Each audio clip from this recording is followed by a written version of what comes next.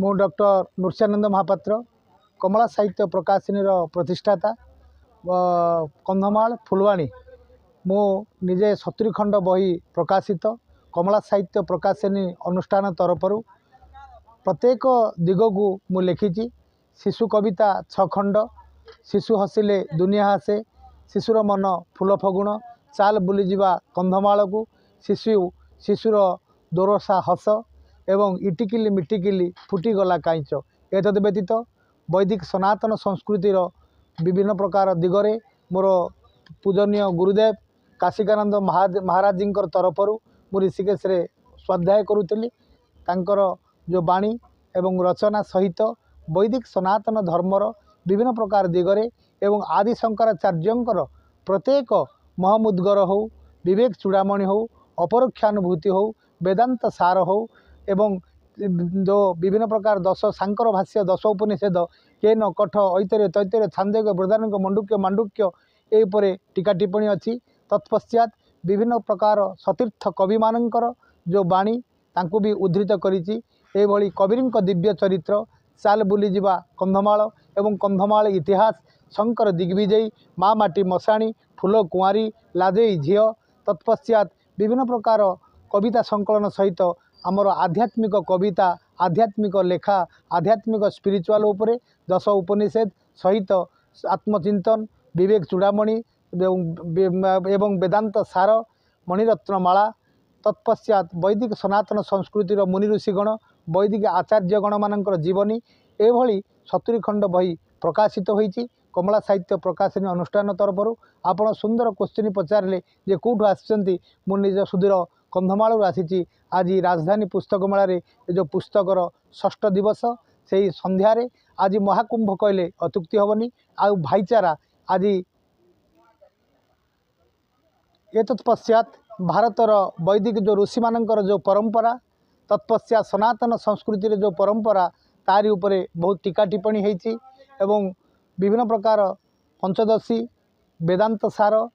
एवं विभिन्न प्रकार ऋषि मानकर जो आत्मचिंतन अच्छी एवं आमर आचार्य मानकर जो वैदिक सनातन संस्कृतिर जो आचार्य मानकर तांको उपरे टीका टिप्पणी करिछि एवं प्रातस्मरणीय परम पूज्य वेदांत वेद्य मोर गुरुदेव शंकराचार्य उपरे अनेक गुड़िए बही मु लिखित करिछि एवं वेदांत डिंडिम अपरोक्षानुभूति मणिरत्नमाला तत्पश्चात जगतरनाथ जगन्नाथ आम जगन्नाथ मृत्यु पर जीवात्मर अस्तित्व जगन्नाथ इतिवृत्ति एवं कोटि कैवल्यनाथ जगन्नाथ एभली अनेक पुस्तक 70 खंड रचयिता होती मु कमला साहित्य प्रकाशन डॉक्टर नृसिंहानंद महापात्र समस्त धन्यवाद दूची स्वागत करुच्ची अभिनंदन करुच्ची।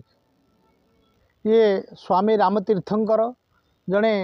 प्रख्यात वेदांत कहले अत्युक्ति हेनी मु प्राचीन कालरू पढ़ी बा मोर जेतबले ऋषिकेश रे स्वाध्याय है स्वामी रामतीर्थंकर बही स्वाध्याय कली सी जड़े वेदांतर शिरोमणि कहले अत्युक्ति हेनी वेदांतर प्रत्येक दिग को सी लिपिबद्ध करिसेंती वेदांतर प्रत्येक भाषा को सी भाष्यांतर करिसेंती एवं वेदांतर डिंडिमर वेदांतर मंत्रद्रष्टा कहले अत्युक्ति हेनी तत्पश्चात धर्म सम्राट स्वामी कारपत्री जी महाराजंकर भी बही बर्तमान पांडुलिपि आकार अच्छी तत्पश्चात आमर माने जो महालक्ष्मी महाकाली महासरस्वती वैष्णव देवी कहानीकर बही पुस्तक उन्मोचन होती एभली अनेक पुस्तक आमर वैदिक अद्वैत वेदांत